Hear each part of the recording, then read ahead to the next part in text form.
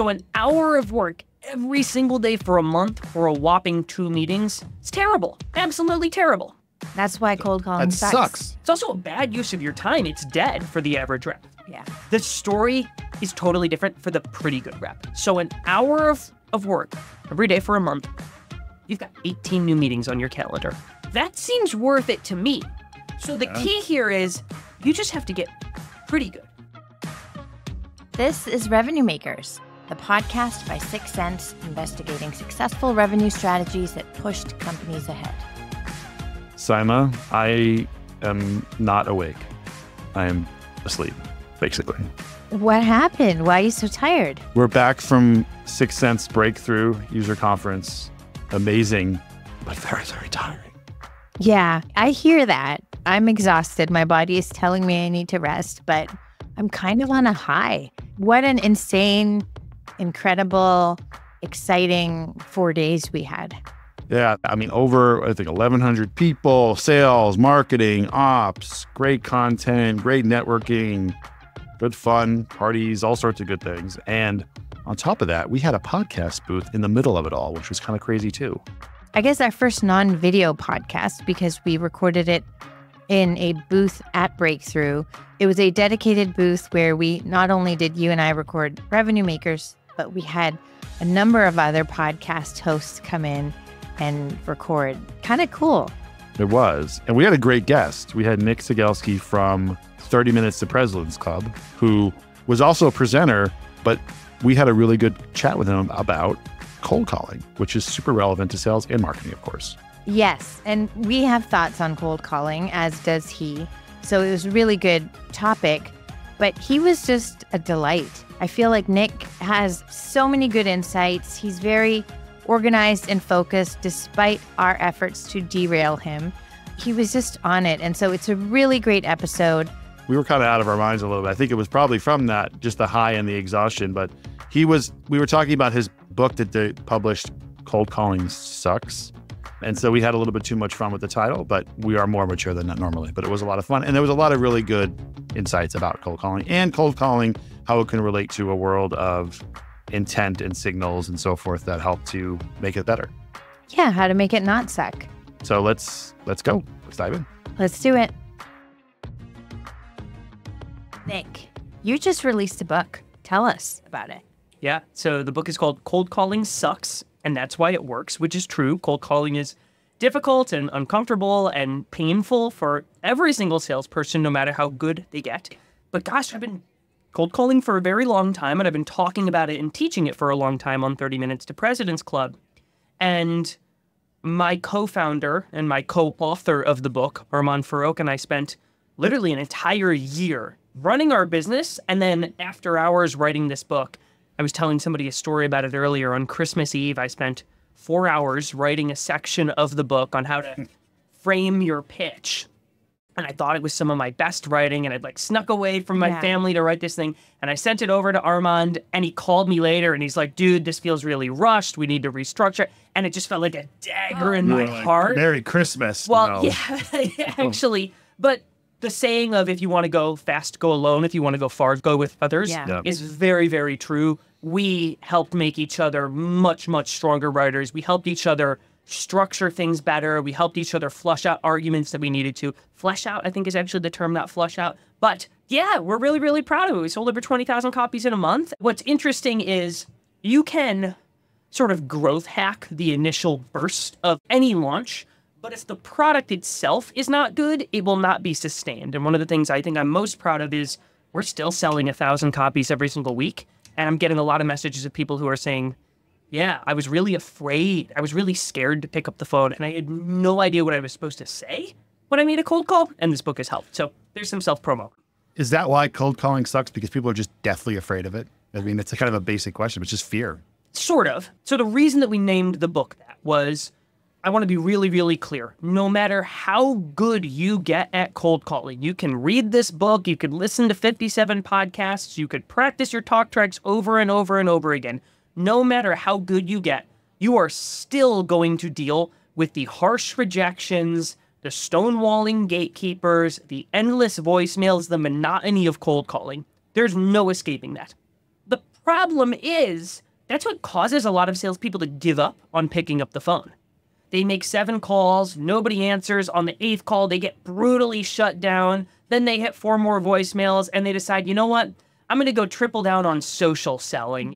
I'm going to start focusing on uber personalized emails. And don't get me wrong, that stuff matters, but the suck of cold calling is what drives so many people to give up on it that they never end up getting good at it. And so the reason there's the, and that's why it works part of the book, cold calling sucks and that's why it works, is because the suck is what causes your competition to give up. And if you are willing to consistently pick yourself up and face down the adversity of calling a stranger out of the blue and trying to win and trying to earn their attention, you're going to get meetings. And we have data to back that up. Yeah. So I feel like we need to maybe have a competition, Adam, of trying to use the word suck in every question. That competition will not suck. It's a good. Ooh, there we go. Nick, how do we make cold calling less sucky? Okay, let's start with the most basic of what companies we call and what human beings we call. We want to start, and this should seem obvious, but you would be surprised how many salespeople sort of close their eyes and just like whack-a-mole their accounts. One of the recommendations we make on the book is build an account list and tier said account lists. So if I have 1,000 accounts, 200 of them are probably going to be my A tier accounts that fit like my ICP target really, really nice. I have a B tier and I have a C tier. My A tier is going to get a disproportionate amount of attention relative to the B and the C. The C ones I'm either going to ignore or I'm going to put in a really automated cadence. Or I might work with my marketing team to try to warm set accounts up if maybe they're not engaged in 6 Sense, whatever. Generally, I think I want to focus my attention on those A tiers. And then the B tiers get some degree of attention. So that's where I want to start. The other approach to thinking about who I start with is I might use a platform like 6 Sense, which can help me prioritize not only the companies I'm going to reach out to, but the actual human beings at said companies I'm going to reach out to. So I don't think we need to turn this into an exercise in like ICP persona targeting today, but step 1, let's call the right people. There's one related element to this, which is I just talked through an approach that's maybe more of a account prioritization exercise. There's another approach to defining who we target first, which would be trigger-based targeting, meaning I look for things that prompt me to say, oh, that prospect probably has a problem that we can solve. Example would be they just opened a new office and I sell a solution that helps with office furniture, fulfillment, whatever. Or they've just posted a job posting for a head of compensation. Okay, if I sell a compensation or equity management platform, okay, probably going to call that person. And so there's both the tiering approach and then there is the trigger-based approach. And I think 6 Sense can help with both of those. Yeah, I mean, that's a perfect transition too, because again, like trigger signals, and know in the book too, you've got very specific like scripts and how you structure and all that.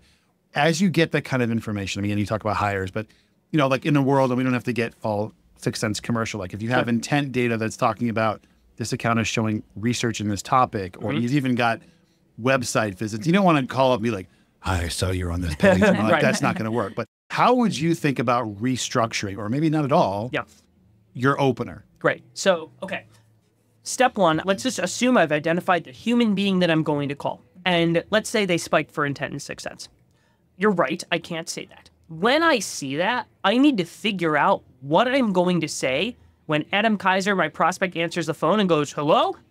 I can't say, hey, I saw you were on your site. Want to talk about billing software? I also have to recognize that 99% of the cold calls that this person receives come from pretty unprofessional telemarketers who are schlepping these extended car warranties or like these sketchy loan refinance packages over the phone. And frankly, those people sort of deserve to get dismissed and hung up on. When my prospect hears my unfamiliar voice, they're looking to place me in a bucket. Is this a call they should take seriously? Or am I going to get lumped in with all of those other telemarketers? Newsflash. I don't want to be lumped in with those telemarketers. And so for that reason, everything that I say and the way that I sound needs to be really, really different than your run-of-the-mill cold call, which means I'm not going to say things like, hey, Adam, this is Nick with 30 MPC. Did I catch you at a bad time? Right? It's a cold call. Of course it's a bad time, but that one also puts me in a very like subservient, inferior position to you. I'm also not going to say, hey, Simon, this is Nick with 30 MPC. How's your day going?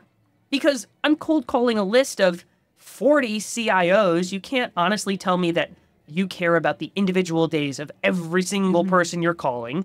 I know it.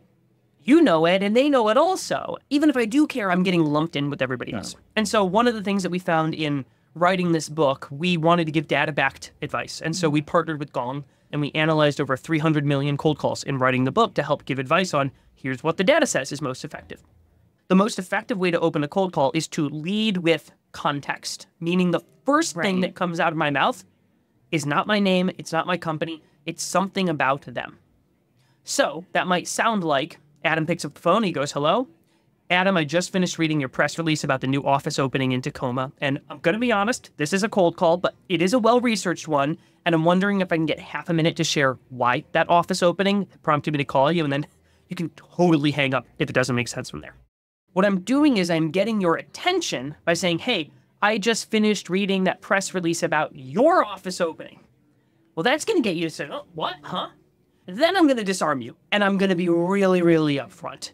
This is a cold call, but as I just showed you by leading with that context about you, it's a pretty well-researched one. And so I use the fact that I lead with my research and the fact that I'm being disarmingly honest as a way to get permission to move to the next 30 seconds. There's lots of variations on this. Like one that I think you can do with 6 Sense is it will show you relevant job postings for the contact you're calling. And so job postings are gold for when you're prospecting because there's so much information in them about the company's priorities. And so I might have my offer to be, Adam, I just finished reading the job posting for the content marketer your team is hiring. And I'm going to be honest, this is a cold call. And I move into that piece. Now, the key is the context that I lead with cannot be just any random piece of information. I can't be like, hey, I saw you grew up in Toronto and then randomly transition to a pitch. I see people post on LinkedIn. Yeah. I saw one the other day. It was like, somebody responded to somebody had posted that their mother had died. And like, that is just cringe so bad. So you mentioned that you analyzed 300 million calls for this book. Yes. That's a whole lot of data. We love data. What are some of the trends you're seeing about the most successful either cold callers or cold calls? Yeah. So we were lucky and then we got to partner with the Gong data science team. I don't have a data science background. We were able to tell them, here's our hypothesis. Yeah. Can you help validate against that? I'll share a couple with you.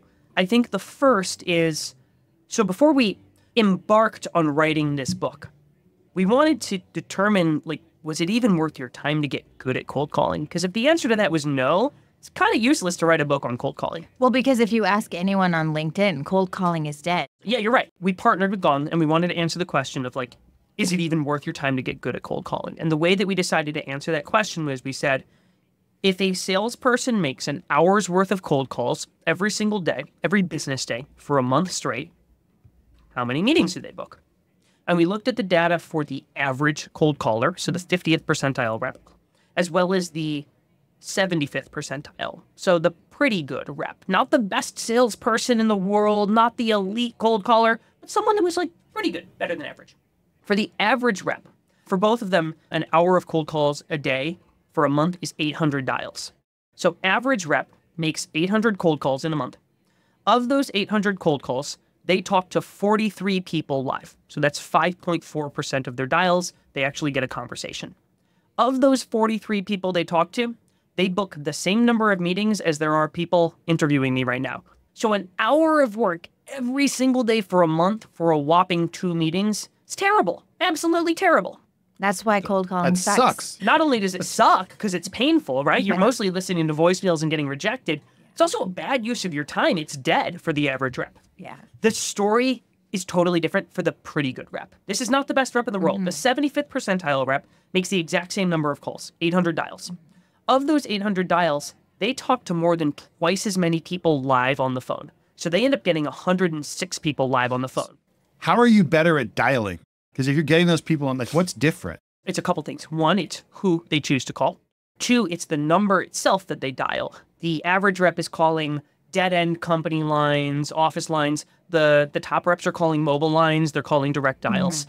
Additionally, one of the things that we saw is the phone carriers are getting pretty sophisticated in terms of flagging spam behavior. You actually have to be a bit strategic in terms of how you dial. So the best reps, they rotate the numbers that they call from. Actually, they don't always dial from the same number because these carriers monitor large spikes. So if I make 50 calls from this number in a row, it's probably not me calling my buddies to say, everyone coming to dinner this weekend? Like, they're going to start flagging that stuff. So you rotate your numbers. There's a number of things that you can do in terms of registering your number with like the carriers, not doing things like triple dialing prospects, which people do. They'll do things like, if I call Adam Kaiser and I call through the 6th Sense main line, I'll get a phone tree that says, press 1 to dial by first name. And then I type those things in. What the best dialers will do is they will track that information so that the next time they call, they can just punch that in. Right. Part of the reason this helps boost the connect rate is they'll track things like if there's a gatekeeper on the other end of the line, because you want to be prepared as a cold caller for how you're going to get past that person. So there's a lot of nuance. That's really interesting because people are trying to get better at cold calling. They're thinking about the call. Correct. But people are not thinking about that dialing. It's the actual act of dialing and how strategic dial. That's correct. Yeah. So they make same number of dials. 75th percentile dialer makes the same number of calls, 800 calls. They talk to more than twice as many people live, so they get 106 connects. Of those 106 connects, they book meetings with 1 in 6 of the people that they talk to. That is 18 meetings. So an hour of work every day for a month, you've got 18 new meetings on your calendar, month over month over month. That doesn't suck. It gets even cooler because the Gong data also showed that when you cold call, it doubles your cold email reply rate. And so what happens is you've got 18 fresh meetings on your calendar every month, plus all of those meetings from the email double reply rate. That seems worth it to me. So the key here is you just have to get pretty good. If you're average, not worth it. If you're the best in the world, okay, like it's going to take a lot of work. You just have to get pretty good. But the bar's set pretty low because most salespeople are opening their calls with, hey, did I catch you at a bad time? How's your day going? And if they do end up making it to their pitch, which we can talk about, we've got some data on this also, they end up just dumping these buzzword-filled feature dumps on their prospect that doesn't mean anything to the prospect, and they get shut down. So the bar's not set very high. You can get pretty dang good with, honestly, probably listening to the rest of this podcast. There you go. So much of this is down to hiring the right folks, obviously. Identifying employees have grit. Ernest Owusu, we interviewed him a couple weeks ago, and that was the #1 qualifier for him of hiring a new BDR. But that diversified approach, again, being smart, going on top of it with emails. I mean, it makes sense. And really, I think there's a big part for enablement and sales enablement teams to really be curating the right habits, the right playbooks for their teams. Right. Well, Adam, one of the things you brought up earlier was like the fear of the phone. Yeah, it's really scary to pick up the phone and call somebody who's 15, 20 years your senior, far deeper in their career, interrupt them in the middle of their day, and now try to sell them something. And so you've got all of that negative emotion going on, and if you don't know exactly what you are going to say, when the person picks up the phone and they go, hello, you're screwed. You are screwed. I think this is another thing is, there's a lot of hate on scripts in sales. People say, oh, if you use a script, you're going to sound super robotic. I kind of disagree because when you know exactly what words you are going to say, that allows you to focus on your delivery of said words, the tone, the emphasis, the pacing, etc. And so my recommendation for most sellers is for the parts of the cold call that will always be the same, the way that you open the call, the way that you explain what your product does, the way that you go in and ask for the meeting. For the other parts, yeah, you have to be ready, but why would you put that extra cognitive burden on yourself if you can eliminate it with a script? Yeah. So is there such thing as a warm call in a world where we're talking about intent, we're talking about signals, unless you know the person or they've actively reached out to you as an organization? Is there some middle ground where maybe it is warmish? My take on it is you should always be prepared for it to be cold. You don't know. I might see that this company is spiking for intent. I might see that this contact is at that location, and I might have a very, very good reason to believe that this is going to be a warmer call. Well, they'll be like, oh, I've heard of you all before. I've used your product before. Oh, I went to one of your events before. But I still think you're going to approach those calls the same. Now, I might change my opener a bit, where I might say, Adam, I just finished reading the press release about your office opening. It might be, Adam, I just saw you attended our webinar last month. I'm going to be honest, this is a cold call, but it is a fairly well-researched one. And do you mind if I take half a minute to share why I reached out to you specifically and then you can tell me if it's worth a chat or not, right? Like I can still use that. That may be a warmer call, but I still think we have to recognize that when you call somebody unscheduled, it's an interruption in the middle of their workday. I know both of you have crazy lives. And if I call you out of the blue, you're going through all these questions in your head. Who is this person? Where are they calling from? Why are they calling me? How long is this going to take? And I want to answer all of those up front if I can. This is who I am. This is where I'm calling from. This is how long this is going to take. And then you can opt in or opt out. And I like giving the prospect control. It actually increases the likelihood that they give us permission to pitch and they actually listen to what we say rather than just hear. There's a difference between listening and hearing. Right. What we're getting to at the end of the day is providing the right context to even something like a cold call, right? Whether that's intent signals, whether that's scripts, whether that's, leading with a message that is much more well-researched and empathetic to maybe the problem that, they want to solve for the prospect. What are you seeing in terms of some of the messaging or scripts or pitches that really work well? So most folks have been conditioned to believe that the key to being a great seller is to have a really strong pitch or a really strong value proposition. And that might sound something like, Ping is an automated time tracking solution designed to reduce all of your attorney's challenges via AI workflows. Or Pave is a single source of truth for all of your compensation-related data to allow you to make data-informed decisions for your comp planning and hiring. Right. The problem with pitches or value propositions like those is as follows. One, when I use buzzwords like automated platform or single source of truth, that might sound really good to me. If I asked you, hey, if I said we're a single source of truth for all your comp data, does that mean anything to you? No, it sucks. So when we use these buzzwords, our prospect doesn't actually understand what they mean. It gets even worse because those are the same buzzwords that every other cold caller is also using. And so I get myself lumped right back in with those other telemarketers when I use vague buzzwords.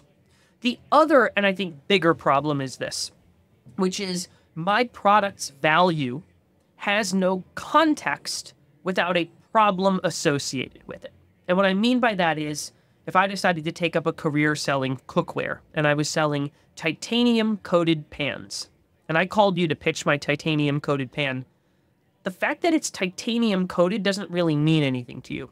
But Sima, if I can remind you of the omelet that you cooked this morning and the egg that got crusted and stuck to your pan that you had to really scrub to get out and right now is sitting drying because you had to soak it for a while, and I can say, hey, the titanium coating makes that go away, all of a sudden you might actually care about that benefit. And so the problem is when we lead with our value proposition, we're assuming that our prospect is going to connect the benefit that we're pitching with the problem that they actually have experienced. And my recommendation, and what we saw with the Gong data, is you actually have to flip those two.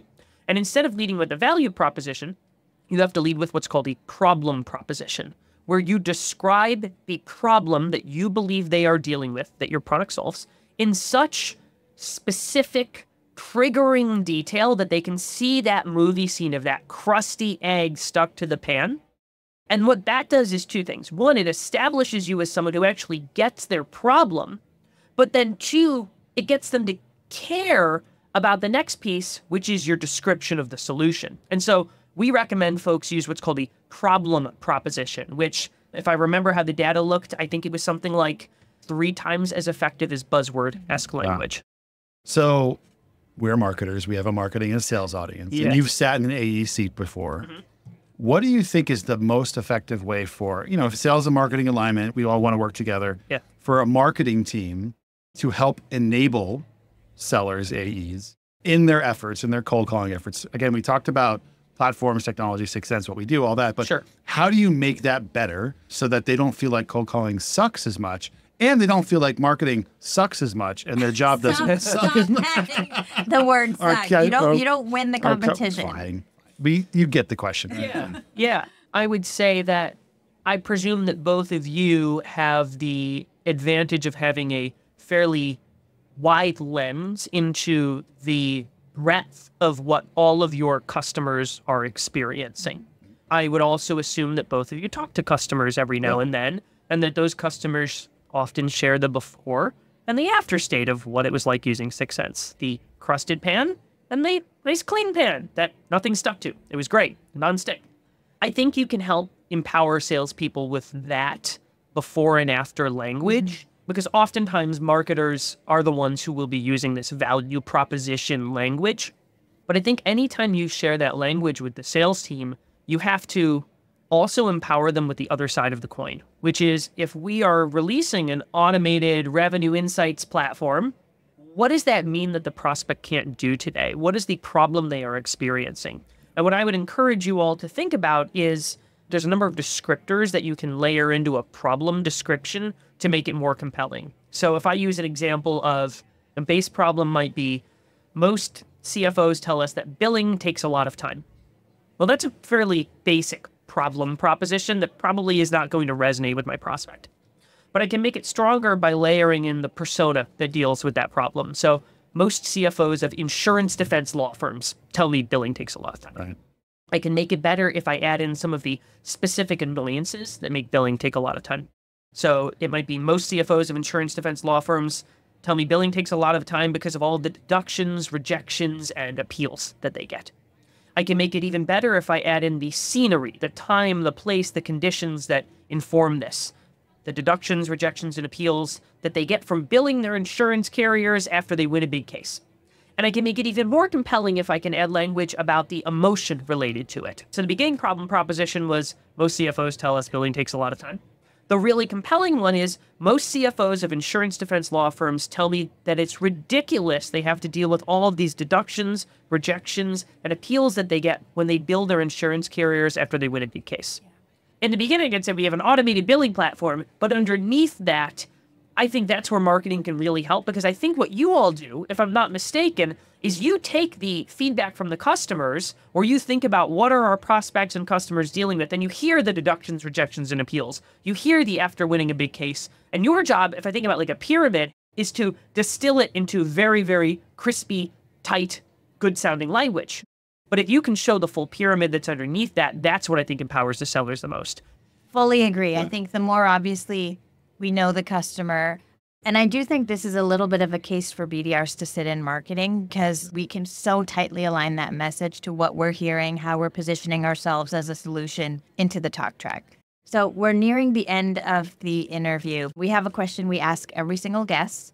What is the most ridiculous or sucky thing that you've been asked to do in your career? Good or bad? Most ridiculous thing.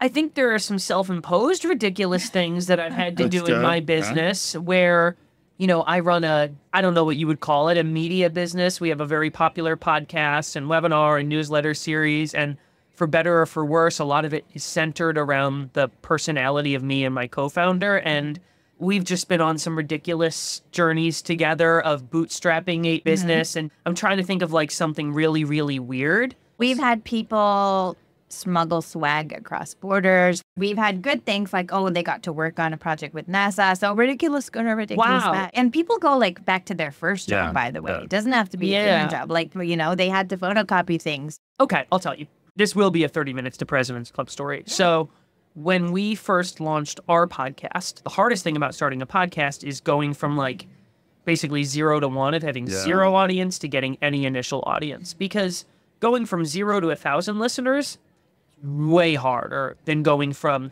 10,000 listeners to 11,000 listeners. Yep. And we wanted to solve that problem. And so when we first launched our podcast, we didn't have an audience. We had nothing. And it's like, great, okay, another sales podcast. Lucky us. And so the way that we solved that problem is my co-founder and I, Armand, both made a commitment to each other that we were going to each text 200 people and ask them to go listen to the show and write a review, and also ask them to like share on their own social networks. The first 50 are easy. It's like my buddies, people that I've worked with, family, etc. The next 50 are a little harder. It's like fraternity brothers that I haven't talked to in a long time. By the end, I was literally like texting ex-girlfriends and being like, hey, long time no talk. And so that was really awkward, some of the people that I had to reach out to, but that's the commitment that we did. Yeah, we didn't do that, but it goes back to where we kind of started around grit and like, you know. I think a lot of people underestimate how far that stuff can take you, especially like, you sort of need that initial push. Like inertia is a real thing in both sales and marketing. Our show wouldn't exist if we hadn't had that initial. We did it with our book, actually. Like, it's really interesting with like how the ranking charts work. one of the things that informs the rankings is how many Nook sales you get. There's a lot of people that read ebooks on like Kindle, Right. but Nook. The Nook still exists. I didn't even know it was still around. And so we didn't realize this until we were almost at the end of our ranking period. So we did the exact same thing. We were like, all right, the entire team, we were like, canceled all our meetings. And everyone, we priced the Nook at 99 cents. And I'm messaging people being like, hey, again, the ex-girlfriends, which my wife was thrilled about me texting. Long time no talk. Thanks for reviewing the podcast a couple years ago. We have a book now. Would you buy it? I'm happy to Venmo you and reimburse you. So yeah, it's kind of fun. And those are the stories that I remember. Yeah. That's good. So Adam, I don't think I have 200 people in my phone, but I feel like I have it's similar. a lot of people. I have no idea who they are. Like Yeah. somehow, like literally, I go through and it was like some random contact I added at some Yeah. point and it says like Bob L. I could just start texting them all. I I guess. think we do. Yeah. Well, listen, this was Awesome. so good. So good. You are wonderful. It did not suck at all. Thank you. I think appreciate it. Adam won the I competition. don't know about that. I think he was more focused on inserting the word suck than asking thoughtful questions. Right. Simon, you did a great job. Adam, You're you my favorite. That sucks, man. You're my favorite. no, this was awesome. This was really, really fun. Thank you for having Thank me. you. Thank you. You've been listening to Revenue Makers. Do you have a revenue project you were asked to execute that had wild success? Share your story with us at sixcents.com/revenue, and we might just ask you to come on the show. And if you don't want to miss the next episode, be sure to follow along on your favorite podcast app.